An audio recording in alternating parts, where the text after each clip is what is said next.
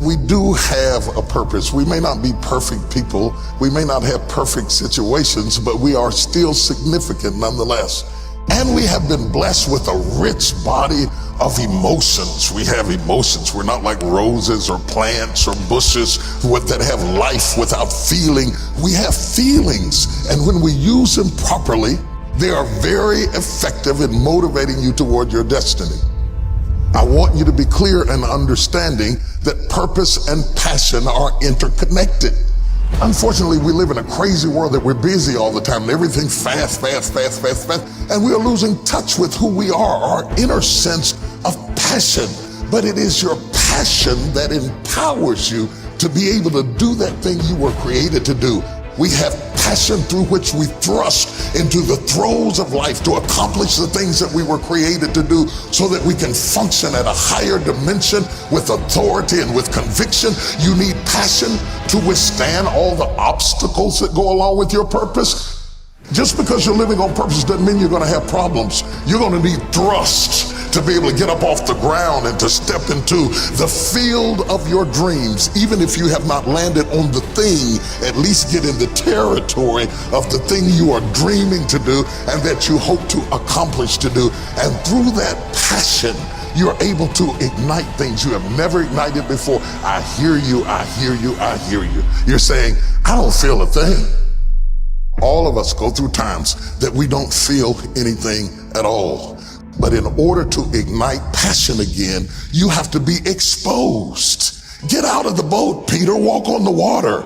Go do something you've never done before. Get involved. Get connected. Because when you are exposed, you see that there are more options than your contemporary situation at any age. That's the good news about it. You don't have to be cute. You don't have to be pretty. You don't have to be a size 3. You don't have to be a blonde or brunette. You don't have to be 20 or 50. At any age, you can still ignite your purpose through finding your passion. That's good news. What then do we do with the lulls in life? The dark shadows in life. We all have them. The secret pains and burdens that we have in life. Are they in fact distractions from our purpose? Absolutely not. I have never seen anybody who did extraordinary feats that didn't have extraordinary issues. It is the passion that gives you the power you need, but it is the pain from which you have the conviction about it. If you had not been through some pains, you would not have the burning to do what you do.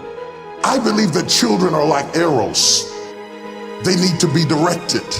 You aim them at the thing you want them to hit, but you don't push an arrow, you pull it away from it. And it is the digression that causes the progression. If your life has been tough and it's been hard and you had to pull yourself up by your bootstraps and your childhood wasn't so good, guess what? That was just the arrow being pulled back so that when you are released, you can thrust after the thing you're after. So you don't have to grieve over what you didn't get and what didn't happen and how you were treated and who didn't raise you and who didn't love you. You don't have to grieve about it at all. Once you understand, the greater the digression, the stronger the progression. If Nelson Mandela had not been incarcerated, had not been mistreated, had not been ostracized, he would not have the passion to do what he does. If Oprah Winfrey had not gone through the things that she had gone through, she would not be so committed to making sure that everybody finds their purpose and finds their dream and everybody gets healed and everybody's okay. I'm telling you, what you think is working against you is actually working for you. My challenge in our generation is that gradually through entertainment, through television, through media, through every way possible, we are living in a generation of the dumbing down of ideas. Because we have traded effectiveness for busyness. Statistics say we are busier than any other generation we have seen in the last 300 to 400 years. We are so busy. We are busier than a one-arm wallpaper hanger. We're just busy. We are just as busy as we can be, and we think because we're busy, we're effective. But I want you to challenge your schedule for a minute and ask yourself, are you really being effective? Or is your life cluttered with all kinds of stuff that demands you and drains you and taxes you and stops you from being your highest and best self? And are you substituting busyness and all the chaos that goes along with busyness from being effective? Let me tell you, a bunch of scientists got together, they began to do some research, and they begin to determine that 80% of the things we do are busy things that we do in an area that is not effective, that the average person only spends 20% of their time doing the thing that they are really gifted at, created at, passionate about, excited to do, and the rest of it is all the dismal, dumb stuff that we all have to do in order to survive. Just crazy stuff that we're doing. Wonder what would happen if we would go from doing 80% of things that are busy but not effective and 20% of the things that are really effective if we would switch those numbers around and only give 20% of our time to the things that we have to do and 80% of our time to the thing that we were created to do. Wonder what would happen to your life. Now think about it a minute. There's a lot of things you could take from me and I could make it. You could take my suit, I got another one. You could take my car, I could get another one. You could take my house, I could get another house. But when you take my time, you have taken something from me that is totally irreplaceable. We take all kind of classes for money management. We know how to manage our money. We know how to repair our houses. We're working on our hair and our bodies and all of this kind of stuff. We do everything except the most important thing is to value our time. It takes time to be creative. You were meant to be creative. You were created in the likeness and the image of a creator, and in that likeness and in that image, you have creativity. If you had time, you would be creative. But in the absence of time and with busyness and clutter and the phone ring, beep, beep, beep. You all got music playing on your phone, all kinds of stuff. And no matter what kind of song you put on it, after a while you hate to hear it, because every time you hear that sound, you know it's somebody else wanting something else from you that's taking you away from what you are gifted and creative to do. This is a life class.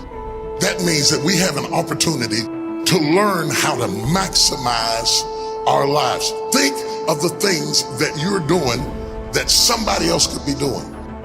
And think of yourself as a precious commodity that you are going to reserve your energy for your highest and best use. The first thing we teach people that understand their significance, if you are doing anything that somebody else in your life could do, you are not reserving yourself for your highest and best use. We are not using our life, our time, our energy for our highest and best use. And something in the back of this brain back here is going ding, ding, ding, ding, ding, ding, ding, ding, ding. You're missing it.